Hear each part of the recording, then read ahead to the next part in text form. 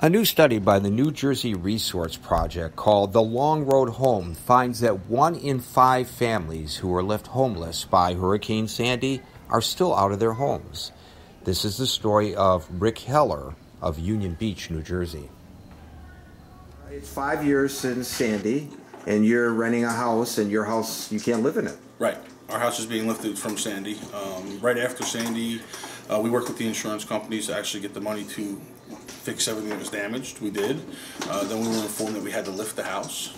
So we started that process with the state. They offer a program called REM, which actually helps homeowners. They give them up to $150,000 to raise their house.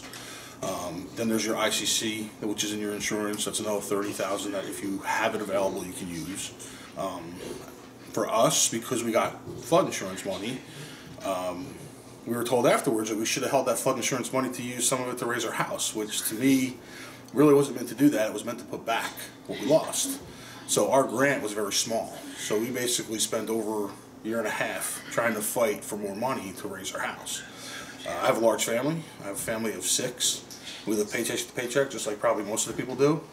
And we didn't have, let's see, the estimates we were getting were about $180,000 to raise our house. So we finally had a contractor that would work with us. He's been working with us now for about a year. And he's run into spots because he's told us that he can't finish the house because he's waiting to get payments from REM from other jobs so he can do business. We had no choice but really to raise our house. It's not something we want to do. And like I went to the town and said, hey, I want to raise my house 10 feet in the air. You know, we bought our house because we like what it looked like. So, I mean, so nobody could have predicted what would have happened on Sandy. You were an unfortunate victim. I don't live so far from here. I'm a fortunate person. All I did was lose electricity for a little while, a little bit of an inconvenience. But who would have thought? Would you have thought 5 years it would be? Before? No, well, we were told by multiple people that you know, it was going to take a while to recover.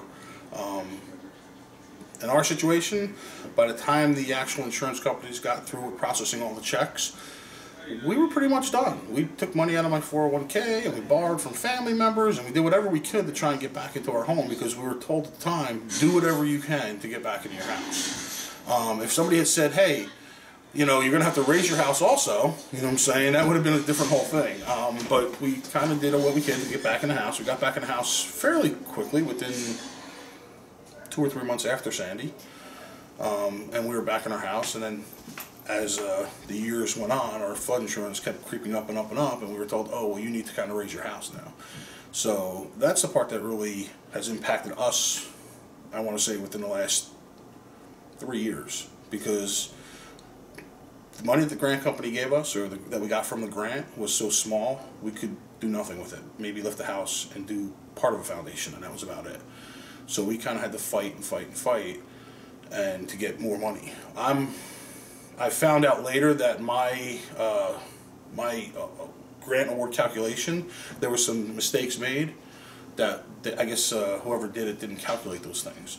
So the construction, or the contractor, I'm sorry, had to kind of put in a scope change before we could even start to kind of get them to kind of see some of the errors that were made so that we can get more money to actually raise the house.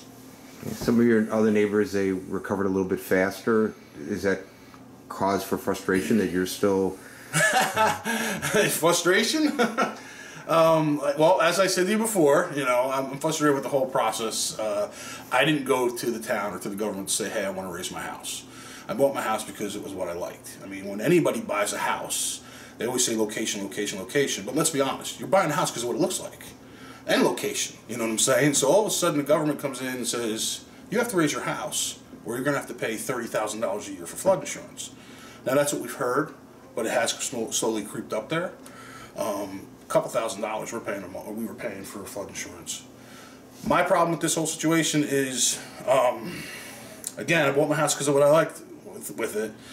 I had beautiful decks in the front and back of my house, concrete patios. I'm told I no longer get them. I'm told I get a 4x4 platform with a staircase, a wooden one no less. All right, my house has now got an 8-foot foundation to it. All right, little things that I'm seeing that we've had, we don't get back, and when I'm asking why, I'm being told, well, REM don't pay for them. Well, they were there to begin with. All right, so I get that REM don't pay for them, but I'm not asking you to improve them. I'm not asking you to make them bigger. I'm asking you to put back what was there. and we're told no.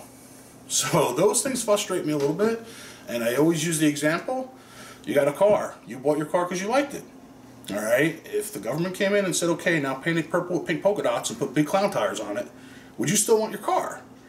All right, so as a homeowner, we get no choice.